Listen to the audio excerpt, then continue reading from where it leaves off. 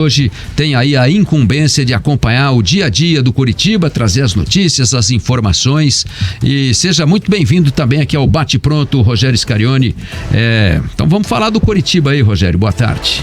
Boa tarde, Linhares Júnior, boa tarde aos meus amigos Felipe Dalck, Alexandre Senechal, Tarcísio Bart, que prazer imenso estar de volta aqui nessa cadeira, tá retornando à minha casa e hoje só na presença de amigos, né? Amigos são aqueles que você conta nos dedos, eu tô aqui hoje com grandes amigos, isso é uma alegria que realmente não tem preço. E é nossa também.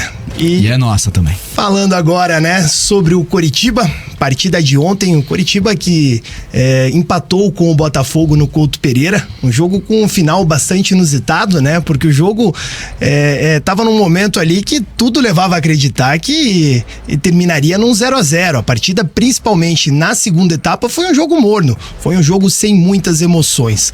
Até o início do jogo, eu achei que dava a impressão de que poderia ser uma bela partida ontem no Couto Pereira, um Botafogo que começou de uma forma extremamente organizada, indo pro abafa nos 15 minutos iniciais. Gostei bastante do início de jogo do Botafogo, controlando a partida. Tanto é que o Coritiba só conseguiu chegar ao ataque aos 20 minutos de jogo. A primeira chance que o Coritiba teve de tirar o 0 do placar foi só aos 20 minutos.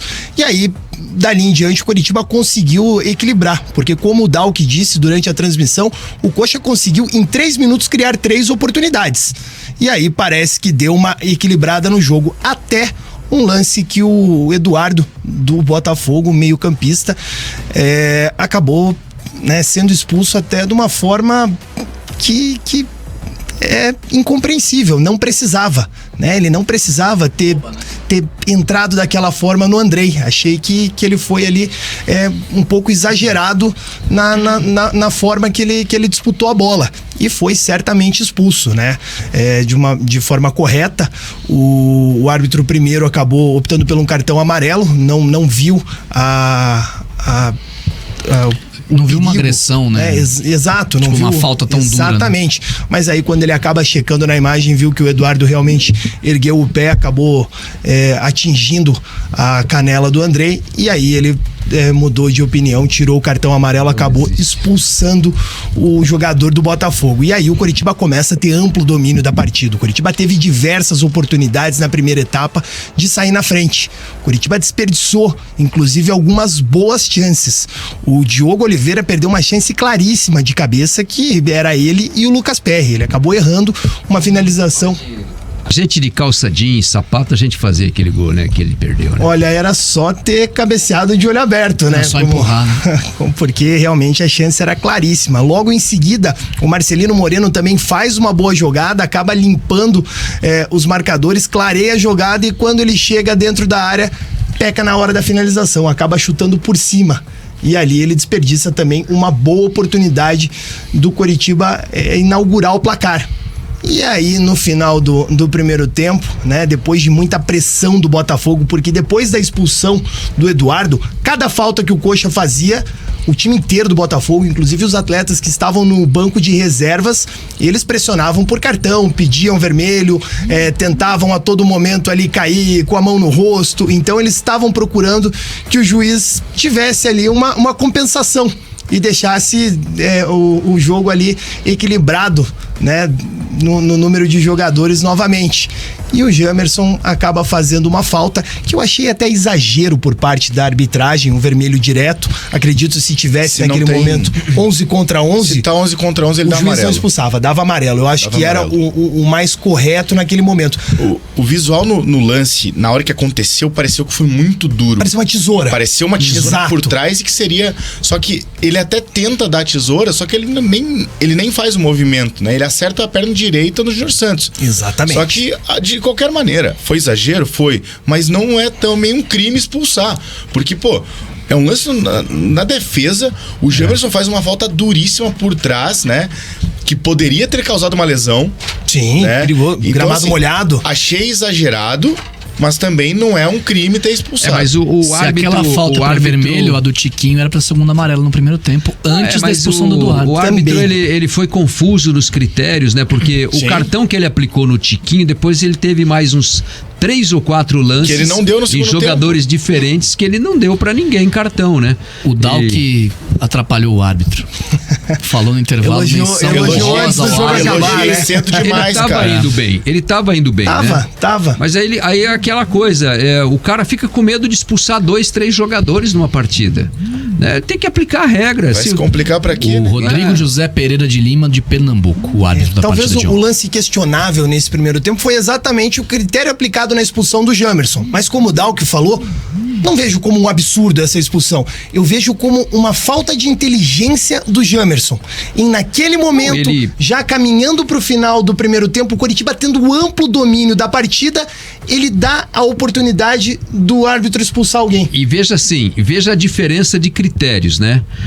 Na entrada que ele... olhando o VAR, ele expulsou, ele deu o cartão amarelo. E daí teve que ir pro VAR pra entendeu? E no do Jamerson, ele deu o cartão vermelho direto e sequer foi lá dar uma revisada no lance. Mas ali o VAR não chama, né? Ali foi decisão do árbitro. Não, mas é cartão vermelho. Se o VAR achar que o árbitro cometeu um cartão vermelho, o VAR pode chamar. Ele não pode chamar se for um segundo amarelo. Mas no vermelho direto, o VAR pode chamar para o árbitro revisar o lance. Olha, você interpretou errado. Você, não teve toda essa força para expulsão. Até pode, mas ali é um lance e no lance de interpretação do árbitro. Que foi de expulsão mesmo, que foi a expulsão do Eduardo, ele deu amarelo e ele estava na mesma distância nos 2 lances, né? Então, mas é que o do Eduardo ele é mais próximo e como é solada de frente, é um pouco mais difícil de você ver. Agora o do Jamerson é ele pulando, meio que fazendo um movimento de tesoura. Tanto que na hora a gente falou, eu acho que os dois, Jamerson, os dois deu lances, tesoura. Os 2 lances, eu acho assim, o Jamerson faltou um pouquinho também de serenidade, de perceber que o árbitro estava sugestionado a compensar a expulsão. O jogador tem que ter essa percepção. O Jamerson deu oportunidade pro árbitro. A gente não tá jogando. Total. A gente não tá jogando. O torcedor às vezes tá na arquibancada ou tá vendo o jogo na televisão. O torcedor sabe disso. Pô, o juiz tá só esperando uma chance para compensar o que ele apitou do outro lado lá, né? E evidentemente o árbitro ele teve um critério também muito para compensar, né? Porque o Botafogo estava pressionando pela expulsão de alguém do Coritiba. Várias vezes teve um lance na linha lateral que o jogador, o Vitor Sá, simulou que tinha levado uma cotovelada. O Kusevich toma a frente dele, ele cai no gramado. Exato, e até assim, naquele lance, ele põe o braço pra trás e pega no rosto. Os reservas do Botafogo estavam aquecendo ali do meu lado. Eles pressionaram muito a arbitragem e eles estavam muito tentando distante. cavar uma expulsão para equilibrar numericamente. Exatamente. E o Jamerson deu a oportunidade. O Jamerson deu a arma pra ele. Né? Você até falou, né? O termo que você usou no comentário, né? Foi juvenil. Foi juvenil. Que é uma expressão que os caras usam no futebol. Ele foi num excesso de vontade ali pra parar um contra-ataque, só que foi uma força muito excessiva. Por isso que eu falei, eu achei exagero o cartão vermelho. Se tá 11 contra 11, se não tem ninguém do Botafogo expulso... Era amarelo. Era amarelo, né? Mas como já tinha expulso um, pesou aquilo ali. Continua, Rogério, perdão. E em partidas do Botafogo, isso tem acontecido com muita frequência, né? Lances que erros pró e também contra o Botafogo, porque existe uma pressão externa já feita, inclusive pelo John Textor, que tá suspenso pela própria CBF. Sim. Então, assim, a atmosfera no jogo contra o Botafogo, a arbitragem já chega muito pressionada. Então, a tendência é que realmente o juiz não queira se complicar, né? Exato. Imagina, na cabeça do juiz, se ele expulsou um jogador do Botafogo, cara, ele não sabe como vai ser a repercussão durante a semana. Então, pra ele é muito mais fácil. Pô, já que talvez não tenha sido lance pra vermelho ali no Eduardo, pô, vou compensar aqui, fica elas por elas. Exatamente. E pronto. E aí fica muito mais fácil pra arbitragem. E aí o Jamerson acaba sendo expulso, o Botafogo consegue equilibrar bem as ações do jogo e aí vem o segundo tempo que realmente foi tecnicamente algo que não entregou muito ao espectador, né? Quem estava nos ouvindo ontem à noite acabou não vendo muitas emoções Até o finalzinho. Exatamente. Mas o jogo, ó, eu aí fiz o hoje negócio, aqui, ó. Aí o negócio mudou completamente, né? Esse aqui é o papelzinho que eu fiz, a anotação dos lances que a gente mostrou hoje de manhã lá. Esses lances, né? Teve muito lance perigo. Então, assim, é o resumo dos principais lances da partida. Então, assim, só no primeiro tempo foram mais de 12 lances de ataque perigoso. A gente ainda suprimiu alguns lá para poder caber no tempo lá da edição, né? No segundo tempo foi mais um tanto desse. Então, assim, o jogo foi muito bom. Foi ótimo. Nos 90 minutos de boas chances. O Pedro Morisco, por exemplo, que você vai falar dele aí, teve uma atuação, a primeira bola dele foi um chute quase cara a cara do Eduardo ali, né, na lateral da área. Uma falta? Então, foi a falta. Não, esse foi do Vitor Sá, o chute do Vitor Sá, na tabela com o Gabriel Pires. Não, logo Vitor no Sá, comecinho. né? Tabela com o Gabriel Pires e daí então, ele entra pela esquerda. O moleque ele defende mostrou, ele mostrou uma frieza e uma segurança, né? Parecia um cara de, né, 30 anos de idade jogando há 20 anos como titular do time ali, né? Então foi assim, acho que foi do jogo de ontem, assim, dessa reta final, assim, foi acho que o grande alento para o Coritiba e o torcedor do Coritiba foi a estreia desse menino ontem, né? Certeza. Eu também acho. E como a gente vinha falando, né, sobre a partida, o Alexandre já antecipou e falou, o jogo ele tendia a terminar num 0-0, né? Porque as duas equipes iam desperdiçando oportunidades, não parecia que iam conseguir chegar ao gol até os acréscimos do segundo tempo. Quando o Botafogo, num lance de transição rápida, né? O técnico do Botafogo, o Thiago Nunes, ele acabou colocando jogadores de velocidade, tentando buscar bolas individuais, e aí o Botafogo consegue um pênalti já nos acréscimos. Um lance que até gerou ali não achei pênalti. Bastante reclamação por parte dos jogadores do Coritiba, mas que o próprio Kusevich, eu acho que se entregou, né? Porque o que me incomodou foi que o Kusevich nem reclamou. Ele coloca, exatamente. Mas ele, assim, ele coloca o braço. Teve reclamação por parte dos companheiros e o Kusevich, ele parece que se entrega, que concorda com o árbitro. Aí o Tiquinho Soares, que não tinha nada a ver com isso, foi lá, bateu o pênalti muito bem e acabou abrindo o placar pro Botafogo ali, já faltando poucos segundos. E aí talvez a grande reclamação do Botafogo, que o juiz acabou adicionando mais 1 ou 2 minutos, né, no tempo de jogo.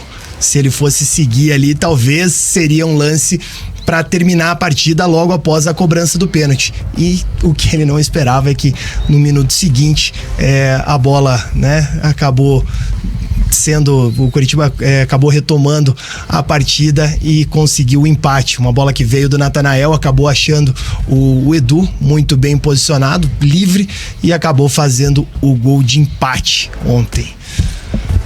O Coritiba ontem, que acabou também sendo comandado pelo Guila Bosley, treinador da equipe sub-20. Primeira e última. Pois é, primeira e última, né? Isso porque o Guto Ferreira já foi confirmado que será o técnico do Coritiba à beira do gramado já na outra partida. Existia até essa dúvida, né? Se o Guto ele iria começar apenas em 2024 e se o Guila ia terminar o Campeonato Brasileiro, mas não. Ontem o Guila já confirmou que o Guto será o treinador nessas 2 últimas rodadas. O Guto, que inclusive teve participação na escalação do time, e o próprio Guila Bosley acabou comentando isso após a partida de ontem. O Guto nos ajudou muito. A conversa que ele teve conosco, ontem a gente passou a manhã inteira no hotel, a gente construiu esse jogo a 4 mãos. A gente tem muita afinidade, um pensamento ideal para que esse jogo fosse estratégico. A gente teve uma situação de adversidade, que teve a expulsão, mas enfim, o Guto teve muita participação conosco, e eu sempre falei para os atletas que profissionalismo eles teriam que ter nesse jogo aí. Então, eles mostraram que são homens profissionais e honraram a camiseta do Coritiba. Palavras do técnico Guila Bosley, que ontem foi de forma interina o comandante do Coritiba. Ele que destacou essa parceria com o Guto Ferreira, que já teve influência na escalação do Coxa. Dalk, você conseguiu ver alguma diferença, falando em termos táticos, do Coritiba na partida de ontem? Olha, no geral eu achei que teve muito mais liberdade para Marcelino Moreno e para Robson. Acho que eles flutuaram muito. O Robson várias vezes caiu pela ponta esquerda, várias vezes o Marcelino Moreno caiu pro meio, e daí isso potencializou o Bruno Gomes, que ano passado fez muito disso, de sair do meio para a esquerda, né? E o Bruno Gomes fez isso no primeiro tempo. O Bruno Gomes cansou, né? E acabou saindo no segundo tempo. Mas ainda é difícil, porque eu ainda espero o Guto com aquele 4-2-3-1 que ele já utilizava no passado, né? Eu acho que o Marcelino vai ser 10. Eu acho que o Marcelino vai ser 10. Eu também acho. Só que nesse momento, como eu até disse ontem, né? Eu falei, eu espero que o Guto coloque 4-2-3-1, só que o Coritiba hoje não tem pontas de confiança para jogar. Então por isso que o Marcelino joga na ponta, né? E daí tem essa oportunidade, claro, do Marcelino ir pro meio, o Bruno Gomes abrir pela esquerda, ou até mesmo o lateral, no caso ontem o Gemerson espetar mais pela esquerda. Aí, beleza. Só que eu não acho que vá continuar esse esquema com os médios ali, né? Com o Bianchi, com o Bruno Gomes e com mais um volante, no caso ontem o Andrei, que jogou muita bola. E o Pedro Morisco, hein? Eu acho que será que ele tem aí condição de ser trabalhado até para ser já um titular nessa temporada que vai começar, não? Internamente, o pessoal avalia muito bem o Pedro Morisco, né? Inclusive, o próprio Guila Bosley, ele acabou comentando especificamente sobre esse jogador. Um goleiro que, nos meus 20 anos de trabalho de formação de base, ele é um dos goleiros completos. Ele passa muita segurança. E isso a gente fala, a segurança dentro de campo. Os defensores que estão com ele ali no jogo se sentem seguros com ele. Um goleiro com muita projeção no clube, um goleiro que tem um cognitivo altíssimo, tem um bom jogo com os pés. Hoje o futebol moderno pede um jogo com os pés, uma construção. E eu também endosso a situação que ele também foi o melhor na partida, muito seguro. A gente sabe que para entrar a bola na casinha, quando o Maurício está quando o Morisco está no gol, ela tem que ser muito bem batida e tem que ser indefensável. Tá aí o Guila Bosley comentando sobre o estreante da noite, Pedro Morisco, que na minha opinião foi o grande destaque da partida, ele fazendo sua estreia como profissional, inclusive apenas 19 anos, e o goleiro que há pouco tempo atrás acabou sendo campeão paranaense sub-20, exatamente sob o comando do Guila Bosley. E eu gostei que vocês corrigiram o Dalk ontem, tá? Que o Dalk votou no Kusevich como pano da partida, mas o Morisco pra mim merecia de fato. Ele ganhou democraticamente. A briga foi ótima. Democraticamente. Que partida do Kusevich ontem? Jogou muito. Eu tô brincando, Dalk. Calma, Dalk. Calma, Dalk. Calma. Se o Andrei fica em campo o jogo todo... Começou, já quer arrumar. Se o Andrei... de Linhares Júnior aqui, ó. Eu vou te dar umas dicas. No primeiro tempo eu destaquei o Andrei, e só que coloquei como pano da partida o Pedro Morisco. O Linhares no segundo tempo, no primeiro tempo também destacou o Kusevich. Isso. E também concordou com a questão do Pedro Morisco. O que me pesou pra não votar no Pedro Morisco no geral foi que o Pedro Morisco no segundo tempo ele não fez uma defesa. Só que até o Linhares falou, vou votar aqui porque por merecimento também, por ser uma estreia e tal, e eu achei completamente justo. É que eu abro a votação, né? Daí é difícil, o comentarista abre a votação. Você vai sofrer isso, tá? E quando você votou... Eu votei no Linhares Júnior, inclusive. E quando você votou... Puxando o saco do chefe pela de piada cara. da Tom Benz. E quando o Dalk votou, o Kusevich ainda não tinha feito o pênalti. Eu tenho certeza que você não votaria nele por causa Se do tivesse pênalti. feito o pênalti antes, né? não teria votado nele. Na verdade, nós salvamos o Felipe Dalk. Porque Isso. o Kusevich podia ter sido o vilão da partida. Inclusive, eu votaria no Kusevich tranquilamente ontem. Jogou muita bola. Muito bem. E independente do pênalti, o Maurício Antônio, que entrou no segundo tempo, muito bem também. Jogou uma partidaça Ele ontem. tem 2 partidas pelo Coxa e as 2 muito boas. Panda Jogou, partida contra o São Paulo seguro, e ontem firme, no segundo tempo. Né? Muito firme, muito seguro. O Reinaldo aqui, dos 3 que entraram... Que o Reinaldo também colocaram numa fogueira porque ele jogou de lateral esquerdo depois, ele ficou meio torto lá, né?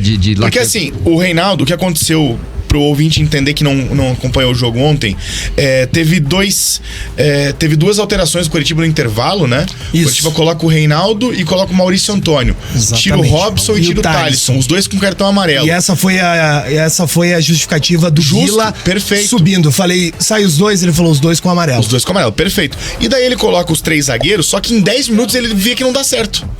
E daí ele coloca outro meio-campista, ele coloca, se eu não me engano, ele coloca o William Farias. Não, ele coloca foi o último. Desculpa, perdão, ele coloca o Maurício Garcês e joga o Reinaldo pra lateral esquerdo.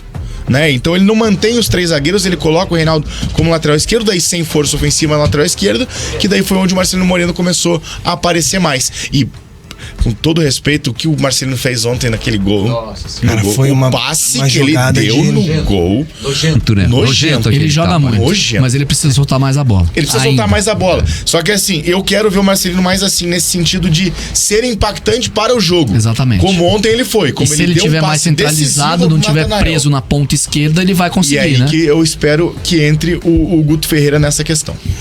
A emoção do Brasileirão está à flor da pele e a KTO convida você para entrar de cabeça nessa reta final. É hora de palpitar nos últimos jogos do seu time e fazer da diversão, fazer parte da diversão. Só na KTO o ganho é antecipado e a adrenalina não para. Não perca tempo, acesse agora kto.com e faça do seu palpite uma experiência única. Vai de KTO, onde a diversão acontece. Lembrando, o site é para maiores de 18 anos e você tem que jogar com muita responsabilidade. Bem, hoje tem um amistoso da seleção brasileira feminina contra o Japão. O jogo vai acontecer lá na Arena do Corinthians, em Itaquera. E a Mariana Becker tá lá em São Paulo, tá lá no palco do jogo para trazer informações sobre esse amistoso da seleção brasileira contra as japonesas. Boa tarde, Mariana. Boa tarde, Linhares. Boa tarde também a todos os nossos colegas. Eu quero dar as boas-vindas ou bom retorno aí para o Rogério Scarioni. Hoje eu tô aqui num cenário diferente na Neoquímica Arena, aqui na Arena do Corinthians, porque às 13h15 a bola rola aí para Brasil e Japão. Esse que é o terceiro amistoso do Brasil depois da Copa do Mundo Feminina. O Brasil enfrentou o Canadá em outubro, venceu o primeiro jogo, perdeu o segundo, e o Canadá, que é o atual campeão olímpico, e agora o Brasil enfrenta novamente uma seleção de peso, as japonesas, que são uma das 5 seleções campeãs da Copa do Mundo, venceram em 2011, aí a bola aqui vai rolar às 13h15 da tarde, já estão preparando tudo, o som já está ali no gramado também, bastante, as pessoas já tudo sendo preparado aqui na Neoquímica Arena. Valeu então, Mariana Becker trazendo aí as informações. Ela vai acompanhar esse jogo aí nas nossas redes sociais, também no ric.com.br/Ric Esporte Clube, né? Trazendo todos os detalhes deste amistoso entre Brasil e Japão, né? Pois não, Mariana? Só para complementar que esse também é o terceiro amistoso, o terceiro jogo em que o Arthur Elias está à frente da seleção, e dessa vez teve uma surpresa na convocação, ele que promoveu aí o retorno da Cris para a seleção brasileira. Dessa vez a Cristiane não foi convocada e ele justificou que foi para que desse oportunidade para outras jogadoras serem testadas, mas que ela continua nos planos da seleção brasileira. Então hoje a gente não vai ver Marta e Cristiane em campo, mas a Rainha Marta vai estar aqui. Porque é importante também fazer uma renovação, né? A Cristiane e a Marta são jogadoras já veteranas na seleção brasileira, é inegável o valor de ambas, né? Cristiane, uma grande atacante, a Marta, a maior jogadora do futebol feminino de todos os tempos, né? E evidentemente não dá para prescindir destas duas jogadoras pela história delas e pela experiência e pelo que elas podem agregar, né, ao futebol feminino do Brasil. Mas também elas não são eternas, né? É preciso começar um novo ciclo, uma renovação, trazer gente nova aí para colocar o Brasil no patamar que o Brasil está buscando há muito tempo, né? A Copa foi esse ano, tem 4 anos para a próxima. Exato, então é um ciclo, né? E você projetar a Marta para daqui 4 anos, é difícil você ver a Marta jogando em alto nível numa seleção brasileira, né? Pois não, Mari? O primeiro objetivo do Brasil é as Olimpíadas de Paris ano que vem, né? Os amistosos são em preparação para as Olimpíadas ano que vem. E aí o técnico Arthur Elias pretendia contar e fazer uma despedida aí tanto da Marta quanto da Cristiane nas Olimpíadas ano que vem. Próxima Copa. É isso, então tá aí, né? Tem o ciclo olímpico agora, ano que vem em Paris, né?